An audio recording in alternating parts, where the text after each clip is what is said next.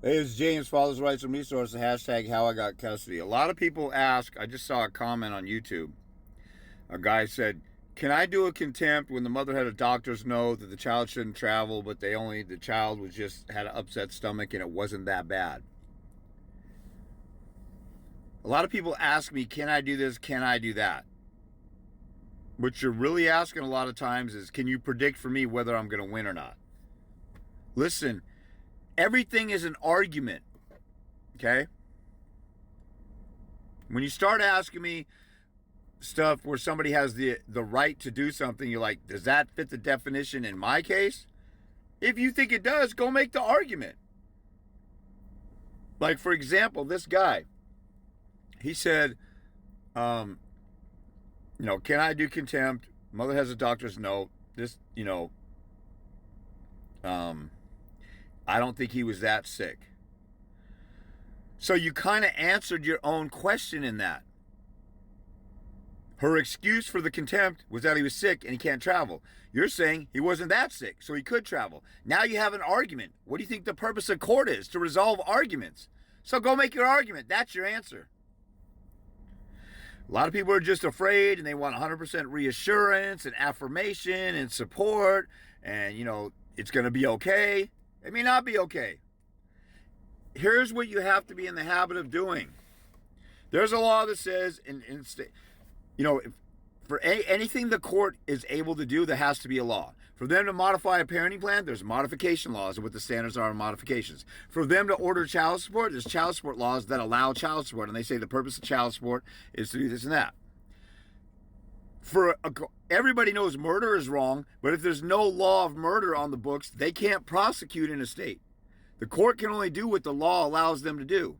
And the sentencing range, that's a great example to answer this question. When people are like thinking, I know there's this procedure, I know there's this right to do this, can I do that in my situation? That's usually a scaredy cat question. If you're not sure if you have a right, then just read the plain language of the law. So,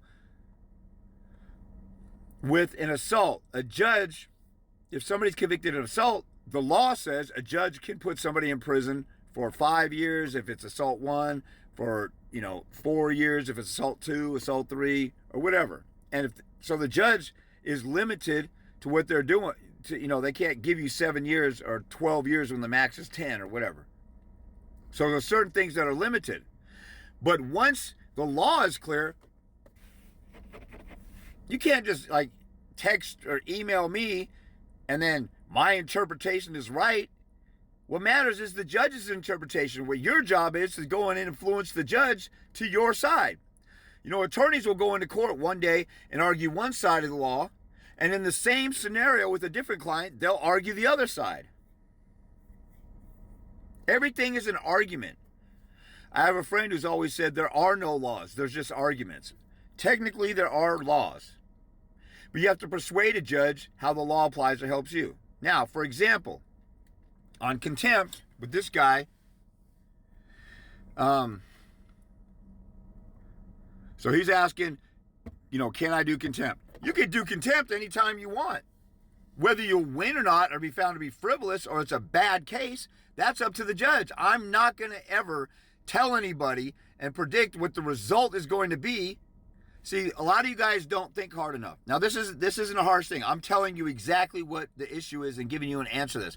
Whenever you said, can I get a restraining order? Can I defend a restraining order? Can I win this case? Can I modify? Can I do contempt?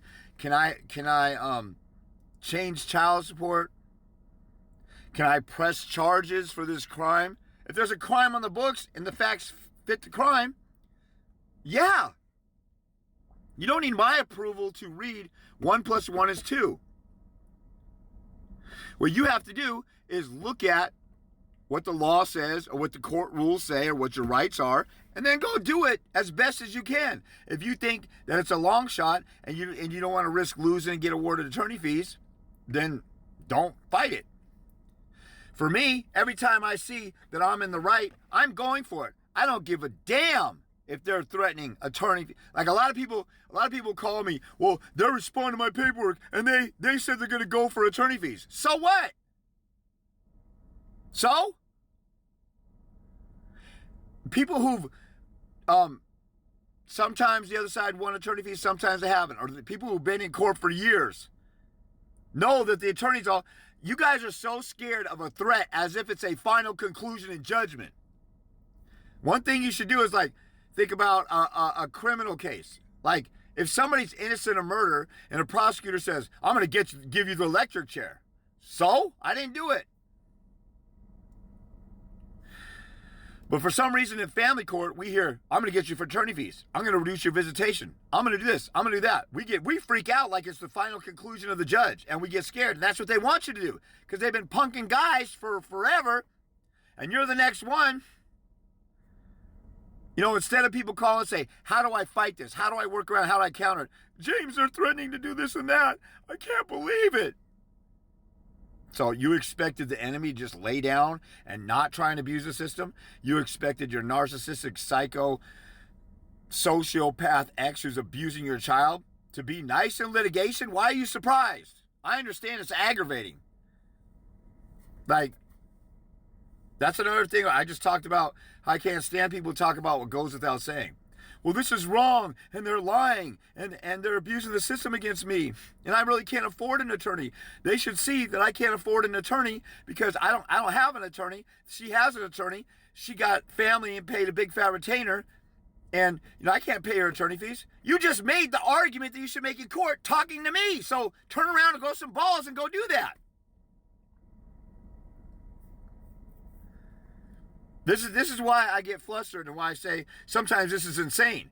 Because you will have the answer in your own mouth, but your paranoia and your fear and your schizophrenia and your deballed, henpecked, punked, testicles that haven't dropped yet, got you just sitting there. The answer's right in front of your face, or you might even say the answer yourself.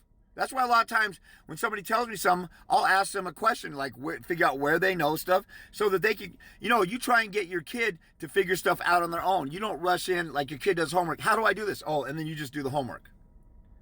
You want the kid to learn how to do that on their own. So the guy with the contempt, what he needs to do is look at the law in contempt. And especially look up case law. If you guys are doing your own stuff and you don't know how to look up case law, you're missing out.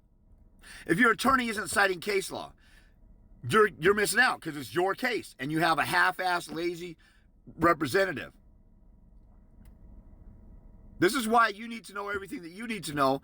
If you know everything about a car and you have a mechanic go do it, work on it because they have the equipment and you don't, you're better off than some numbskull who doesn't know anything about a vehicle. Okay? Because you could check them when they try and scam you and say, well, you need some wiring, you need a tune-up, and you just got a tune-up, 8 months ago, and they say, well, you need a tune-up every 6 months, and you might need it every 1 or 2 years or whatever. I don't even know. But I'm just saying, if you know the answers, you can check them. You should know the answers to a lot of stuff, or you should get them from your attorney. So the guy looks up case law, and case law usually says contempt is a willful violation of a valid court order without reasonable excuse. There's like 4 elements there.